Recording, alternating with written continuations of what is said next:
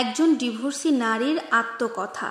ডিভোর্সের আগে শ্বশুরবাড়িকে জেলখানা মনে হতো, আর ডিভোর্সের পরে নিজের বাড়িকে এখন নরকের মতো লাগে। নাম প্রকাশে অনিচ্ছুক এক ডিভোর্সি নারীর কথা আপনাদের সাথে শেয়ার করছি।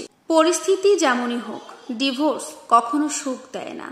অন্তত পক্ষে কোনো মেয়ের জীবন সুখী হতে পারে না, সেটা আমি নিজের জীবন দিয়ে বুঝতে পেরেছি।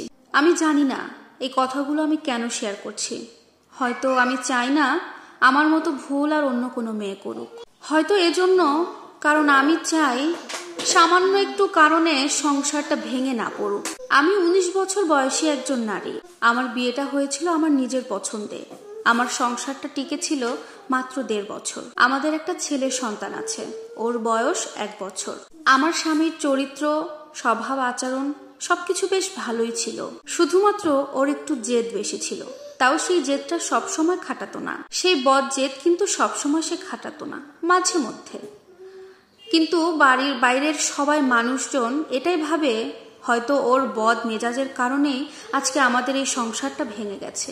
কিন্তু সত্যিটা তো আমি জানি, আমাদের সংসারের সমস্যার শুরুটা ওর দিক থেকে হয়নি। আমাদের সংসারের ঝামেলা শুরু হয়েছে আমার দিক থেকে। সব সংসারেই তো টুকিটাকি একটু ঝামেলা লেগেই থাকে স্বামী স্ত্রীর মধ্যে। ঠিক ওরকম আমাদের মধ্যেও হতো।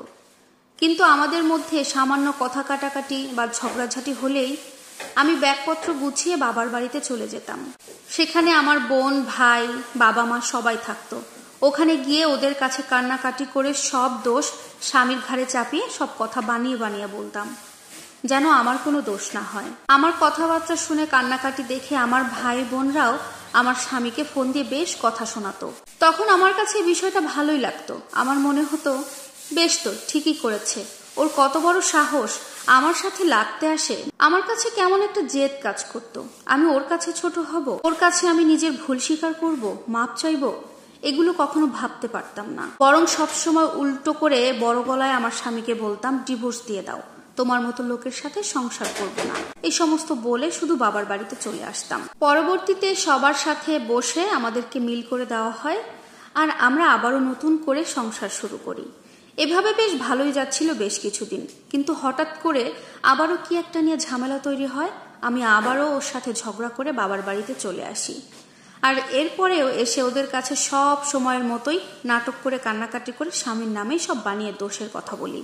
আমার কোনো দোষের কথা বলি না। কিন্তু এবার কেন যেন আমার স্বামী আমাকে আর আগের মতো ফোন করে না, কোনো যাওয়ার কথাও বলে না। হঠাৎ করে 15 দিন পরে আমার বাড়িতে আমার স্বামী ডিভোর্স পেপার পাঠিয়ে দেয়। আমি ওর সাথে ঝগড়া করতাম, রাগ করে চলে আসতাম বাবার বাড়িতে, ওর নামে মিথ্যেও বলতাম। কিন্তু কখনো চাইনি আমাদের সংসারটা ডিভোর্সের মাধ্যমে ভেঙে যাক। কিন্তু আমাদের যখন ডিভোর্সটা হয়ে গেল, আমি অনেক কান্নাকাটি করেছিলাম। কিন্তু আমার মা বাবা তখন বুঝিয়েছিল, ভালো হয়েছে ডিভোর্স হয়েছে। পরবর্তীতে 1 মাস, 2 মাস, 3 মাস যাওয়ার পরে আমার মা বাবা, ভাই বোন সবার আচরণ চেঞ্জ হয়ে গেল। সবাই বলতো, তোর তো বর নেই, তুই বুঝবি না এগুলো। মা বাবা বলতো, আর কতদিন ঘরে বসে থাকবি।